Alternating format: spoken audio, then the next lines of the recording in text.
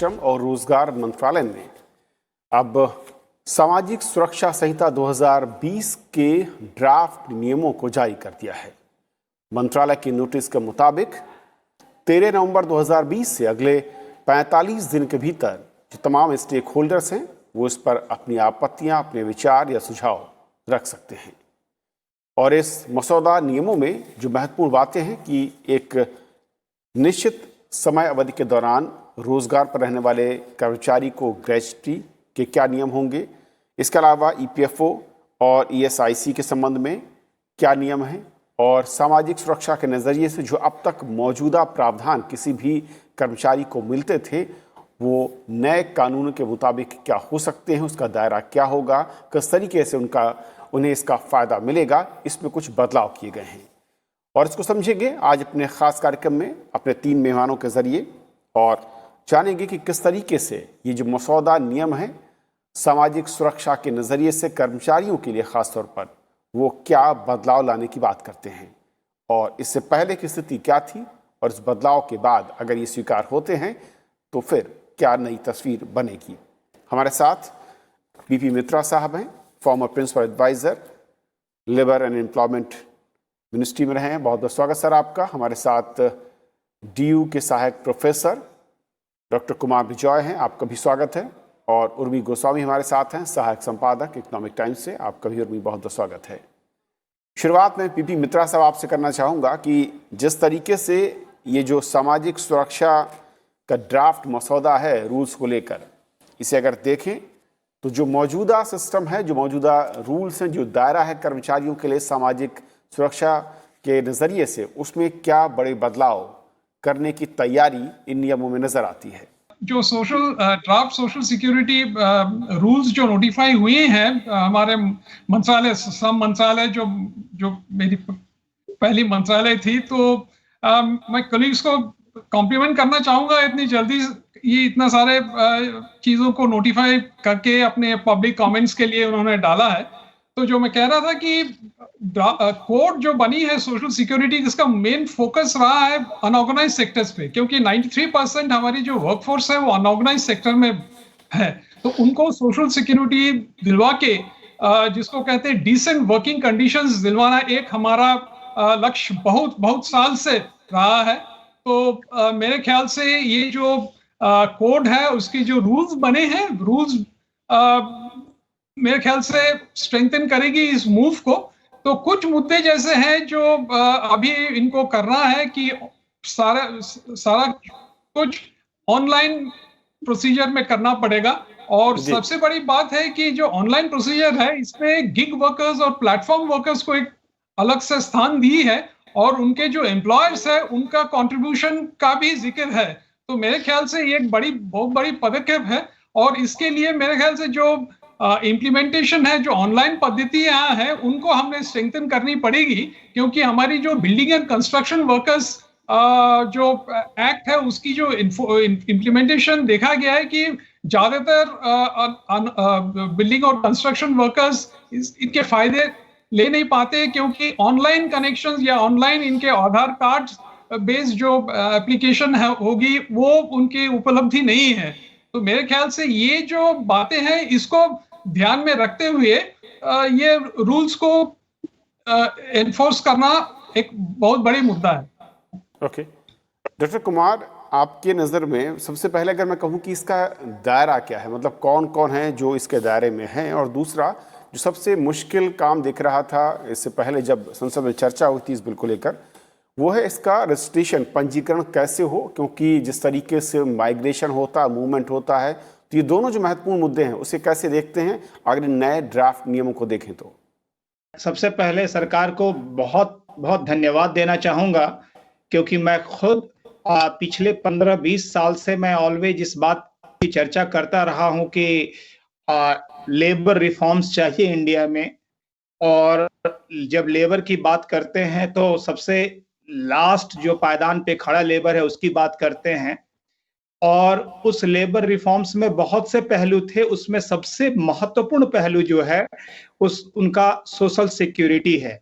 और ये जो सोशल सिक्योरिटी और भी पहलू हैं जिस पर सरकार ने समय समय के साथ कदम उठाया है, और जैसे मैटरनिटी लीव से लेकर रिलेटेड इश्यूज हैं, उनका जो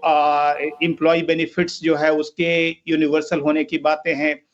इस जो अभी जो सामने सबसे जो लेटेस्ट आया है, इसमें अगर आप गौर करके देखेंगे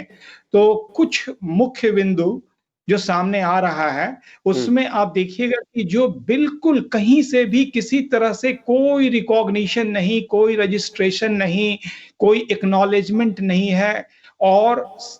सबसे बुरी बात क्या होती थी कि अगर आर्थिक व्यवस्था पे किसी भी तरह का,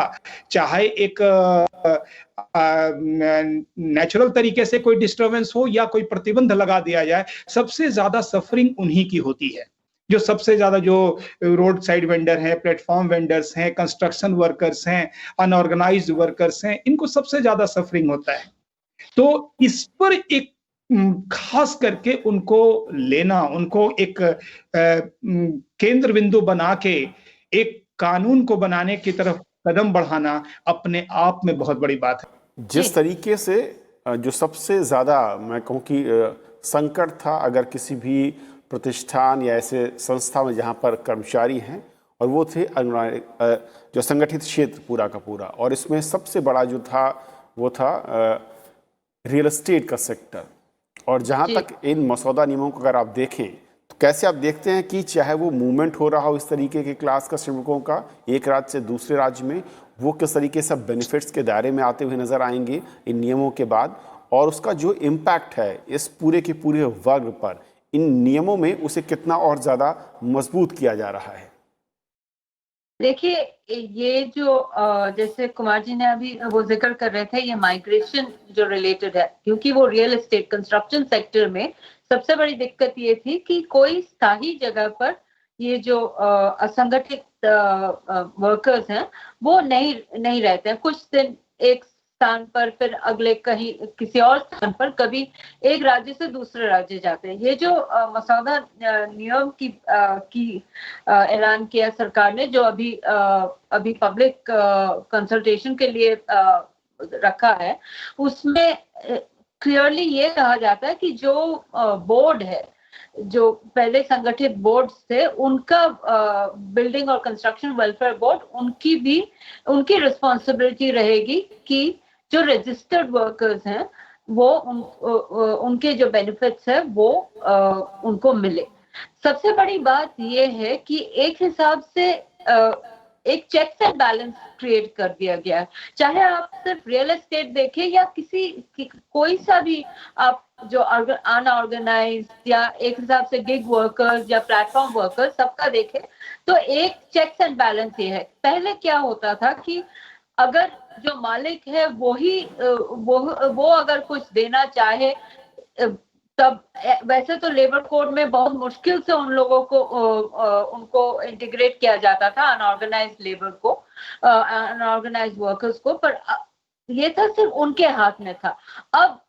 क्योंकि आपके पास आधार रिलेटेड है, बैंक अकाउंट रिलेटेड है, और मोबाइल रिलेटेड है, और वर्कर को खुद रजिस्टर करना पड़ रहा है, तो एक हिसाब से अगर वर्कर खुद रजिस्टर होए पर दूसरे हिसाब से जो कंस्ट्रक्शन कंपनी है वो नहीं अकाउंट करे, तो एक चेक्स एंड बैलेंस तैयार हो जाता है। कोई ऐसा नहीं हो सकता है कि आप अनअकाउंटेड रह जाए। तो ये बहुत बड़ी एक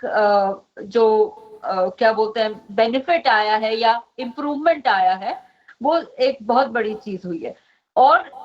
दूसरी बात है कि एक क्लियर अकाउंटेबिलिटी कर दी गई है कि इस बोर्ड की स्पेशली कंस्ट्रक्शन वर्कर्स के लिए, रियल एस्टेट और कंस्ट्रक्शन वर्कर्स के लिए बोर्ड की रिस्पॉन्सिबिलिटी रहेगी कि बेनिफिट्स इन वर्कर्स को मिले। तो एक हिसाब से अब अगर आप अभी देखें, पिछले एक साल की बात देखें, जब बहुत सारे वर्कर्स जो हम बार बार सुने कि माइग्रेंट वर्कर्स चल के अपने मतलब घर लौटे, अपने गांव लौटे, ये जो सिस्टम जो रहा वो उसको आप अवॉइड कर सकते हैं, क्योंकि उनकी जो सस्टेनेंस है वहां हो जाती, उनका जो बेनिफिट्स है वो मिलने का एक सिस्टम बन गई है और बनाने की कोशिश हो रही है। उसका एक ढांचा आपको दिखाई दे रहा है। तो ये एक बहुत बड़ी चीज है जो आप इस नियम में देख सकते हैं कि क्योंकि हम इतने सालों से बात जब ही करते हैं लेबर कोड की, लेबर सोशल सिक्योरिटी मान लीजिए, या किसी भी दायरे में लेबर कोड की जब बात करते हैं, हम नॉर्मली फॉर्मल वर्कर्स और ऑर्गेनाइज सेक्टर की बात करते हैं। ये पहली बार हम अनऑर्गेनाइज सेक्टर को, जो हमारे देश की सबसे बड़ी शेयर है वर्कर्स की, उनको हम इन्वॉल्व कर रहे हैं। अब उसका एक सिस्टम ये रूल्स बना रही है। अल्टीमेटली इम्प्लीमेंटेशन पर सब कुछ निर्भर करेगा, पर जो रूल्स हैं उसमें आप एक हिसाब से आप देखेंगे तो लूप होल्स बंद करने का बहुत कोशिश की गई है। एक, जैसे मैंने आपको पहले बोला, चेक्स एंड बैलेंस की, रिस्पॉन्सिबिलिटीज क्लियरली स्टेट की गई है। अब मैं ये नहीं बोल रही हूँ कि इसका मतलब जब से ये नियम लागू होंगे उसके बाद कोई दिक्कत नहीं होगी, नहीं। इम्प्लीमेंटेशन हमारे देश में खास करके बहुत बड़ी प्रॉब्लम रही है और वहां फोकस करना पड़ेगा। पर जब जो नियम है उसमें पूरी हद तक कोशिश की गई है कि ये लीकेजेस ना हो, ताकि जो वर्कर्स हैं वो अनऑर्गेनाइज भले ही हो, पर उनको जो सोशल सिक्योरिटी, जो मिनिमम जो बेनिफिट है, जो सामाजिक सुरक्षा है, जो खास करके इन दिनों की बहुत ज्यादा जरूरत है, वो उनको मिलने का उपाय रहे, जो उनका हक है वो उनको मिले। तो उसका वो ढांचा तो बनाया गया है। अब देखते हैं आगे उस ढांचे को इम्प्लीमेंट करना और उसका जो अल्टीमेट लाभ जो वर्कर्स को मिले वो कैसे की जाती है, वहां अटेंशन देना पड़ेगा। ओके मित्रा साहब, 2 पॉइंट ये कि एक तो अगर किसी भी मैं एम्प्लॉई के नज़रिए से देखूं जो कि कामगार हैं, श्रमिक हैं, चाहे वो बहुत ही मिनिमम पीरियड के लिए कहीं पर भी वो जॉब कर रहा है, काम कर रहा है, और दूसरा माइग्रेशन के साथ अगर वो स्टेट चेंज करता है, सिटी चेंज करता है, कैसे उसके सामाजिक सुरक्षा के जो कवच हैं वो उसको साथ मिलते रहेंगे इन नए नियमों के लिहाज से, और कैसे एक आम श्रमिक इनका लाभ ले पाएगा, जिसका जिक्र उर्मी ने किया कि रूल्स जो हैं और जो मकसद था इस कानून का बहुत बेहतर नज़र आता है, लेकिन जब हम उसे ज़मीन पर उतारते हुए देखते हैं तो क्या बड़ी चुनौती आपको लगता है, या इन नियमों में कुछ और बदलाव या इसमें कुछ लचीलापन करने की ज़रूरत है? जी, मेरे पूर्वतम वक्ता ने जो कहा है कि ये जो पूरा सिस्टम है ये जैम आधार पे किया गया है, जनधन, आधार और मोबाइल। तो नेचुरली ये जो 3 लेग्स है, 3 इसके जो बिंदु हैं, इसको हमें स्ट्रेंथन करनी पड़ेगी। और जो इसमें बताया गया कि रजिस्ट्रेशन की अभी जो रिस्पॉन्सिबिलिटी है वर्कर पे आएगी। पहले क्या होता था कि कई कंस्ट्रक्शन वर्कर्स एक 90 डेज का क्लॉज था कि 90 डेज जब तक वो काम नहीं करता है वो बिल्डिंग और कंस्ट्रक्शन वर्कर्स के दायरे में नहीं आता है, वर्कर्स के जो वेलफेयर स्कीम के दायरे में नहीं आता है। तो ये जो एक इसके वजह से काफी सारे कंस्ट्रक्शन वर्कर्स अपने सोशल सिक्योरिटी बेनिफिट ले नहीं पाते थे पहले के सिस्टम में। मेरे ख्याल से ये जो लैक्यूना है ये बहुत हद तक इस नए सिस्टम में ये रेक्टिफाइड होगी। और ये अनऑर्गेनाइज वर्कर्स का जो दायरा है, जो पोर्टेबिलिटी जो है, जो one nation one ration card के थ्रू हमें दिखाई देती है कि जब वर्कर माइग्रेट करेगा एक राज्य से दूसरे राज्य में, उसका जो पोर्टेबिलिटी ऑफ बेनिफिट्स है वो लेके जाएगा, ये पहले हो नहीं रहा था। ये मेरे ख्याल से जो जैम सिस्टम है ये काफी हद तक इसको रेक्टिफाई करेगी। लेकिन अभी यही है कि इम्प्लीमेंटेशन और पूरा जो ऑनलाइन कनेक्टिविटी हमारे देश में, इस पे काफी सारा कुछ निर्भर करेगा। ये है, लेकिन ये move is in the right direction मेरे ख्याल से। लेकिन मित्रा साहब, इसमें एक चीज़ ये है कि कुछ एक्सपर्ट ये कहते हैं कि जब ईपीएफओ या ईआईसी या ग्रेच्युटी की बात आती है, क्योंकि ये जो श्रमिक वर्ग है ये कुछ ही महीनों पर एक कंपनी के साथ अटैच होता है या किसी एक शहर में, कई बार माइग्रेशन के बाद दूसरे शहर में, और जब इसमें जो कर्मचारी है उसके पंजीकरण की हम जिम्मेदारी कर देते हैं, तो कहीं ऐसा तो नहीं कि कंपनियां इससे जब इससे बाहर हैं, यानी कि उनके ऊपर ये जिम्मेदारी नहीं है, तो उसका नुकसान उन एम्प्लॉय को मिले और उसको उसका उचित लाभ जो है, ये जितने भी फंड इस तरीके के, वो कैसे मिल पाएंगे? जी, आपने बहुत सही मुद्दे पे प्रश्न किया है। एक्चुअली हमें अगर देखा जाए, ईएसआईसी का जो दायरा है वो 10 अप टू 10 वर्कर्स जहां जहां एस्टैब्लिश किया गया है उनको ही ESIC, और 10 के नीचे भी जा सकता है प्रोवाइडेड अप्रोप्रिएट गवर्नमेंट या सेंट्रल गवर्नमेंट नोटिफाई करके उसको बेनिफिट्स को एक्सटेंड किया है। और ये भी देखा गया कि ESIC कुछ अभी सारे डिस्ट्रिक्ट, सारे 740 डिस्ट्रिक्ट्स को एक्सटेंड किया गया है स्कीम। EPFO 20 एंड अबव उसका वो था अपना थ्रेशोल्ड था, उसको भी अगर चाहे तो एक्सटेंड किया जा सकता है। ये थोड़ा सा डिस्क्रिशनरी है, बट कोशिश तो यही है कि ये बेनिफिट जितने सेक्टर, जितने वर्कर्स को दिया जाए उतना ही अच्छा है। ये दो स्कीम पहले जो ऑर्गेनाइज सेक्टर जो 7 या 8% हमारे वर्कफोर्स की है उस पे लागू होती थी, वो ही बेनिफिट लेते थे। काफी सारे अनऑर्गेनाइज वर्कर्स नहीं ले पाते थे। कुछ बिल्डिंग और कंस्ट्रक्शन वर्कर्स और कुछ वेलफेयर बोर्ड्स के द्वारा कुछ कवरेज होता था। मेरे ख्याल से अभी ये जो जैम बेस्ड जो कनेक्टिविटी या जो प्रोसीजर है, ये मेरे ख्याल से पोर्टेबिलिटी भी लाएगी, और बहुत हद तक ये जो डिनायल या डिप्राइवेशन ऑफ बेनिफिट्स जो अनऑर्गेनाइज्ड वर्कर्स को होती थी, ये मेरे ख्याल से एक कोशिश की गई है कि इसको रोकने के लिए। और जैसे जैसे आगे जैसे जैसे बढ़ेंगे वो एक्सपीरियंस गेन करेगी, और मेरे ख्याल से ये लूप होल्स भी बंद हो जाएंगे धीरे धीरे करके, और इन्फोर्समेंट स्ट्रॉन्गर होने से। तो मेरे ख्याल से वर्कर्स अपने बेनिफिट्स काफी हद तक ले पाएंगे भविष्य में। ओके डॉक्टर कुमार, एक और चीज जो है इसमें कि सेस के भुगतान में देरी पर जो ब्याज दर है उसको अब पर मंथ 2% से घटाकर 1% किया गया है। इसका मकसद और इसके अगर हम अर्थ को समझें एक श्रमिक के नजरिए से, वो क्या निकलता है? देखिए, सबसे पहले तो ये बहुत इंपॉर्टेंट है कि इससे एक एग्रीगेटर पे कंपल्सन होता है कि आपको पे करना है, लेकिन अगर आप 2% इंटरेस्ट रखेंगे तो ज्यादा पेनल्टी की तरह नजर आता है, और पेनल्टी की तरह नजर आने का मतलब हुआ कि आपको है बहुत परेशान किया जा रहा है। कई बार हो सकता है कि इश्यूज कुछ वैसे हो जो कि पेमेंट में डिले हो जाता है, और वो डिले को तो 1% दो तरीके से रीजनेबल है। पहली बात है कि आपको पे करना है, इंप्लीमेंटेशन सक्सेसफुली होना है। सेकेंड पॉइंट है कि ओवरऑल अगर आप इकोनॉमिक में इंटरेस्ट रेट को देखेंगे, डिपॉजिट रेट को देखेंगे, तो ऐसे भी वो इंटरेस्ट रेट हमारा लोअर साइड में मूव कर रहा है। It is a downward revision इसका चल रहा है। तो डाउनवर्ड रिवीजन में एक इसको मैं प्रैक्टिकल तरीके से देखता हूं कि ये पेनल्टी तो है, लेकिन इतना बड़ा भी नहीं है कि उसके इवेजन की तरफ ज्यादा ध्यान दिया जाए इंस्टेड ऑफ पेमेंट। अगर आप बहुत बड़ा पेनाल्टी रखेंगे तो पहली बात पूरी कोशिश, पूरा इंटेलिजेंसिया जो लगेगा ना, वो इसमें लगेगा कि इस पेनाल्टी से बचा कैसे जा सकता है। तो अगर वो थोड़ा रीजनेबल होता है तो इंप्लीमेंट आसान होगा। लेकिन इसी पॉइंट पे मैं कहना भी चाह रहा था, जो इस सेक्शन 114 का ये प्रोविजन क्रिएट किया गया है, कि how it will be monitored कि वो हुआ है या नहीं हुआ है। आप वो पेमेंट कर रहे हैं, उसकी रिपोर्टिंग, क्या आपके पास कोई ऑटो वेरिफिकेशन होने वाला सिस्टम है? आप कैसे सिस्टम को इंप्लीमेंट करेंगे? या आप एक्सपेक्ट कर रहे हैं कि वो जो डेली वर्कर है वो आपको एक कंप्लेन लॉन्च करेगा? आप जानते हैं थोड़ा सा ये जो कंप्लेन लॉन्च करने का जो माइंडसेट है वो इतना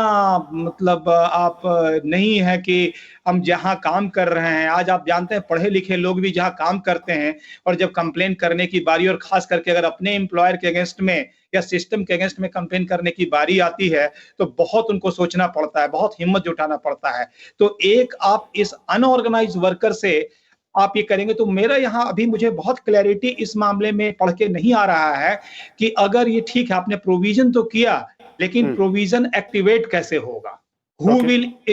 spark it, who will catalyse it? ये एक बहुत बड़ी प्रश्न उठ रहा है। सेकेंड इंपॉर्टेंट पॉइंट है कि इसमें इन्होंने एक ये भी प्रोविजन क्रिएट किया है कि अथॉरिटी जो होगा, अथॉरिटी वेरीफाई करेगी, सब कुछ करेगी, लेकिन ये जब तक ट्रांसपेरेंट सिस्टम से नहीं होता है, जब तक एक आप इसको ऑटो करेक्शन मोड में नहीं डालेंगे, तब तक ये संभव नहीं है। जैसे एक और थर्ड पॉइंट बताऊं मैं कि मित्रा जी जैसे बता रहे थे कि आप कुछ दिन एक जगह काम कर रहे हैं, दूसरी जगह फिर कर रहे हैं, अगर वो अपना लॉगिन कर रहा है, अगर आपको उसने ऑनर्स आपने रखा है कि वो खुद पोर्टल पे जाके करे, लेकिन अगर वो डिस्प्यूट में चला जाता है, मैं कहता हूं कि मैं जी 1 नवंबर से मैं नौकरी कर रहा हूं इस मालिक के यहाँ, मालिक कहता है ये 10 नवंबर से आया है मेरे पास, या मान लीजिए वो पैसा तो दे दिया लेकिन एक्नॉलेजमेंट में दिक्कत दे रहा है क्योंकि अदर बेनिफिट की बात उठ रही है। तो इन सब जो छोटी छोटी ही सही लेकिन बहुत बड़ा इशू बनेगा, बहुत बड़ा डिस्प्यूट का रीजन बनेगा। और इसी को जैसे मैडम अभी बता रही थी कि implementation is a challenge, right. और वो इंडिया में हम हर जगह देखते रहे हैं कि ये कौन देखेगा कौन? जब तक यहां भी आपका कंप्यूटर और ये आर्टिफिशियल इंटेलिजेंस नहीं लगेगा, तब तक संभव नहीं है। इंफ्रास्ट्रक्चर तैयार हो रहा है, इंफ्रास्ट्रक्चर में मुझे डाउट नहीं है, लेकिन उस माइंडसेट, मेंटल इंफ्रास्ट्रक्चर की भी जरूरत है। और जैसे इंफ्रास्ट्रक्चर में मैं इस बार 15 अगस्त को प्रधानमंत्री जी ने कहा है कि 1000 दिनों के अंदर हम सारे विलेज को ऑप्टिक फाइबर से कनेक्ट कर देंगे। ये optic fibre is enabling factor, ये अपने आप में पूरा ट्रांसफॉर्म कर देगा। जिस पर हमें टेक्निकल डाउट होना चाहिए वो डाउट तो नहीं रहेगा, लेकिन आज भी मेंटल इंटेंशन पे, उस कंसर्न पे डाउट होता है, कैसे करेंगे। ये और जो एक पॉइंट लास्ट है पार्ट जो डॉक्टर कुमार ने उठाया उर्मी, कि जब हम ये कहते हैं कि कर्मचारी रजिस्टर्ड कराएगा, पंजीकरण कराएगा, और ये बिल्कुल कई जगह इस तरह की आशंकाएं हैं कि वहाँ पर जो एम्प्लॉयर है वो कॉन्ट्रडिक्ट कर सकता है कि जो तारीख है ज्वाइनिंग की या जो मंथ है वो डिफरेंट है, और इसके चलते वहाँ पर डिस्प्यूट होंगे। ये जो प्राधिकरण के पास ताकत दी गई है या जो उसको खड़ा किया जा रहा है, ये किस तरीके से ये क्रूशियल होता है। और दूसरा एक और जो पॉइंट इसमें है कि अब ऐसे कामगारों को भी इसमें शामिल कर दिया गया है सामाजिक सुरक्षा के नज़रिए से, जो भले ही कुछ वक्त, कुछ हफ्ते, कुछ महीने के लिए कॉन्ट्रैक्ट पर काम कर रहे हों। ये जो दूसरा पॉइंट है ये भी कितना क्रूशियल, और इसका दायरा कहाँ तक जाएगा? पहली बात, एक चीज मैं बोलना चाह रही थी, हम इम्प्लीमेंटेशन की जब बात करते हैं, जो और ये सवाल आपके सवाल से भी जुड़ा हुआ है, तब हम बार बार हम एम्प्लॉयर की ओर देख रहे हैं। एक चीज हम भूल जा रहे हैं कि हालांकि इस मसौदा नियमों में जो कारीगर है, जो उसको काफी हद तक एम्पावर किया गया है, क्योंकि वो खुद रजिस्टर करेगा। पर एक हमारी सबसे बड़ी, एक बहुत बड़ी जो लूप होल बता सकते हैं आप, वो है अवेयरनेस। बहुत सारे ऐसे लोग होंगे, जो कारीगर होंगे, जो कंस्ट्रक्शन वर्कर्स होंगे या माइग्रेंट वर्कर्स होंगे, जिनको नहीं मालूम होगा। और ये हम जैसे आप अगर जनधन अकाउंट की बात देखें, तब आप खुद देख पाएंगे कि आप जब यहाँ अपने शहरों में ही देखिए, जब आप जनधन अकाउंट की बात करते हैं, बहुत लोगों को नहीं मालूम कि जनधन अकाउंट आप कर सकते हैं या आपको क्या फायदा मिलेगा। तो ये एक अवेयरनेस की बहुत जरूरी है, और जब तक ये अवेयरनेस नहीं होगी, तब तक आपने जो सारे प्रश्न उठाए, उसका जो काउंटर पॉइंट है वो सॉल्व नहीं होगा। क्योंकि जो खुद जो वर्कर है, जो उसका सबसे बड़ा इंटरेस्ट होगा कि उनको मिले ये बेनिफिट्स, क्योंकि उनको बेनिफिट्स बहुत उनके लिए बहुत असली चीज है। ये कोई मतलब एक्स्ट्रा चीज नहीं है, ये उनके लिए बेसिक चीज है। तो इसलिए अगर उनको खुद ना अवेयर हो कि हमें ये मिल सकता है, और हमें ये जो चीजें मिल सकती, बेनिफिट्स मिल सकती हैं, उसके लिए हमें ये स्टेप्स उठाने हैं, जब तक ये नहीं पता होगा तो दूसरी बात नहीं बनती है। मतलब आप दूसरे स्टेप चरण पर नहीं जा सकते जहां आप कॉन्टेस्ट की बात हो। अब रही बात जो आपने कॉन्टेस्ट की बात की, कि अगर डिस्प्यूट में आ गया कि वर्कर बोलता है कि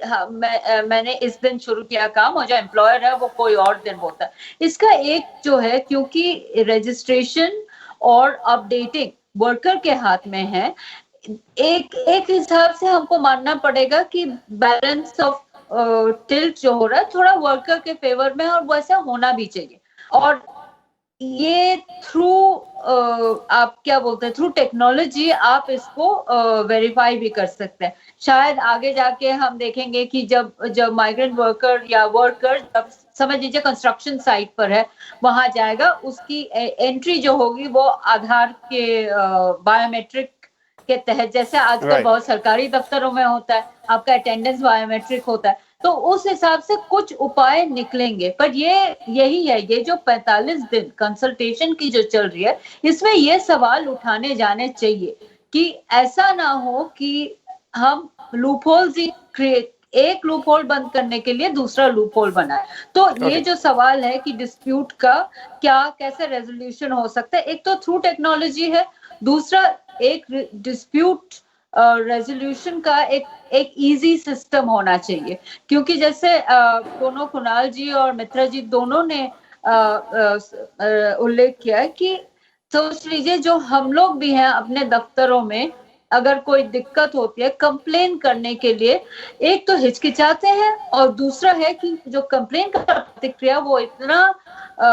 भयानक होता है कि 10 बार कंप्लेन करो, 10 जगह 10 ईमेल भेजो, कि आप खुद ही बोलते हैं अच्छा इतना कम है छोड़ दीजिए। बिल्कुल, और शायद जो कामगार तबका है उसके लिए और मुश्किल हो जाएगा कि अगर वो इस तरह एप्लीकेशंस लेकर या शिकायत के लिए 10 चक्कर लगाए। जी, तो इसलिए एक सिस्टम तैयार करनी पड़ेगी जो ट्रांसपेरेंट हो, जो टेक्नोलॉजी बेस्ड हो। ये एक